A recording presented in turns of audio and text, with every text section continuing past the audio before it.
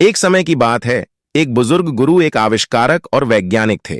उनके पास एक बहुत ही उत्साही और जिज्ञासु शिष्य था।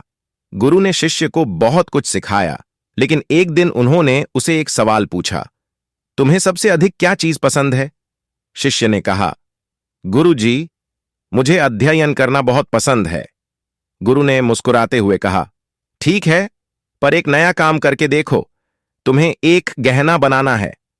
शिष्य थोड़ी चिंतित था, लेकिन उसने गुरु की सीख को माना और काम में लग गया।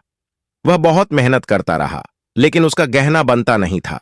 उसने गुरु से सहायता मांगी, लेकिन गुरु ने उसे सिर्फ एक सलाह दी, तुम्हें मेहनत और धैर्य से काम करना होगा।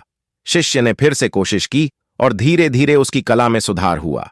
अंत में उसने एक बहुत ही सुंदर गहना बनाया। गुरु ने उसे देखकर मुस्कुराते हुए कहा, ब्राह्मण, तुमने सीखा कि सफलता के लिए मेहनत और धैर्य की आवश्यकता होती है। एक बार की बात है, एक गुरु और उसका एक शिष्य वन में बैठे हुए थे। शिष्य ने गुरु से पूछा, गुरु जी, आपके अनुभव से क्या सीखा है?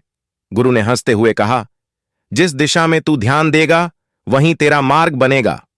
इस उत्तर से शिष्य को अच्छा संदेश मिला और वह अपने जीवन की यात्रा पर निकल गया। समय बीतता गया और शिष्य ने अपने जीवन में कई संघर्षों का सामना किया, परंतु हर बार वह गुरु के उस उपदेश को याद करता था और अपने मार्ग को नकारात्मकता से हटाकर सकारात्मकता की ओर ध्यान देता था।